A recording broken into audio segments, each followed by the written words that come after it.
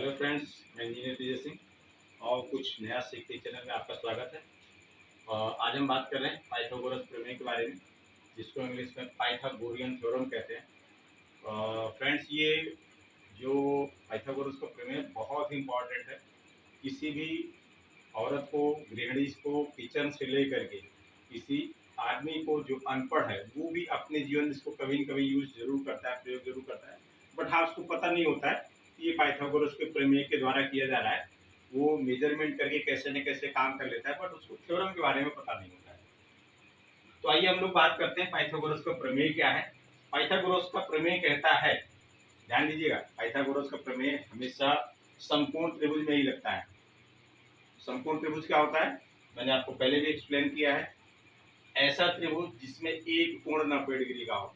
मैं फिर बार बार कह रहा हूँ कि किसी भी त्रिभुज में कोण जो होता है एक ही 90 डिग्री का होता है, दो नहीं होता है। जो ये दूसरे आपके अब तीसरे कोण बचे हुए हैं, ये 40 डिग्री के, 50 डिग्री के, 60 डिग्री के कुछ भी हो सकते हैं, बट एक ही कोण इसमें 90 डिग्री का होता है। जिस त्रिभुज में एक कोण 90 डिग्री का हो वो समकोण त्रिभुज कहलाता है। और उसी समकोण त्रिभुज में ही पाइथागोरस का प्रमेय लागू होता है। किसी अन्य त्रिभुज में पाइथागोरस का प्रमेय नहीं लगता है। ध्यान दीजिएगा, पाइथागोरस का प्रमेय केवल समकोण त्रिभुज में लगता है। तो पाइथागोरस का प्रमेय कहता क्या है? पाइथागोरस का प्रमेय कहता है कि किसी भी समकोण त्रिभुज में कर्ण पर बना वर्ग, अगर हम इस पर वर्ग बनाएंगे, ठीक है, कर्ण पर बना वर्ग शेष दो भुजा आपकी कौन कौन सी है? लंब और आधार पर बने वर्गों के योग के बराबर होता है। अब आइए हम इसको इस फॉर्मेट में देखते हैं। मैंने क्या कहा? किसी भी समकोण त्रिभुज में कर्ण पर बना वर्ग, ये कर्ण है, कर्ण को हमने किससे लिया है? AC से, ठीक है। किसी भी समकोण त्रिभुज में कर्ण पर बना वर्ग AC square equal to AB square, ठीक है, लंब का वर्ग और आधार का वर्ग AB square plus BC square के बराबर होता है। मतलब हम इसको अगर हम लेते हैं 10, हम एग्जाम्पल के थ्रू कर लेते हैं, देखते हैं इक्वल होता नहीं होता है। AC की वैल्यू कितनी है? 10 है, ठीक है, हमने 10 का स्क्वायर किया, बराबर कह रहा है इन दोनों के वर्गों के योग के बराबर होना चाहिए, तभी ये आपका पाइथागोरस का प्रमेय होगा। तो हमने AB की वैल्यू कितनी ली है? 8 लिया है, ठीक है, 8 का वर्ग प्लस BC की वैल्यू कितना लिया है? 6 लिया है, 6 का वर्ग, ठीक है।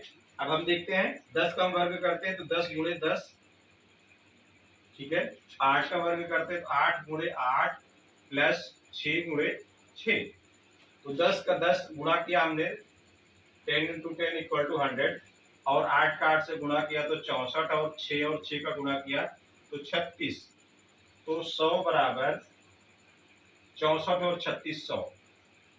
मतलब इन्होंने जो कहा पाइथागोरस के प्रमेय में कि कर्ण पर बना वर्ग शेष दो भुजा पर बने वर्गों के योग के बराबर होता है, तो आपने देखा दोनों तरफ के वर्गों का योग बराबर आया, इधर भी 100 इधर भी 100।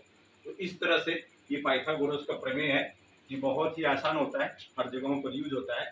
और इसमें मैं थोड़ा आगे और बता दूं कि कभी कभी कर्ण दिया है, आपका आधार नहीं दिया है, या आपका लंब नहीं दिया है, तो इसके वर्ग में से हम इसको घटाएंगे तो ये मिलेगा, और इसके वर्ग में से इसको घटाएंगे तो ये मिलेगा। तो इसके बारे में हम लोग और आगे डिस्कस करेंगे। किसी दिन एक दो एग्जाम्पल और लेकर के इसको सॉल्व करेंगे कि अगर हमें कर्ण दिया है, आधार या लंब नहीं दिया तो कैसे निकालेंगे, या आपको आधार दिया है, कर्ण नहीं दिया है तो हम कैसे निकालेंगे। तो इस पर हम और आगे डिस्कस करेंगे। अभी हमने इतना ही इस पर चर्चा की। नेक्स्ट वीडियो में हम इस तरह से और चर्चाएं करेंगे। तब तक के लिए नमस्कार, जय हिंद।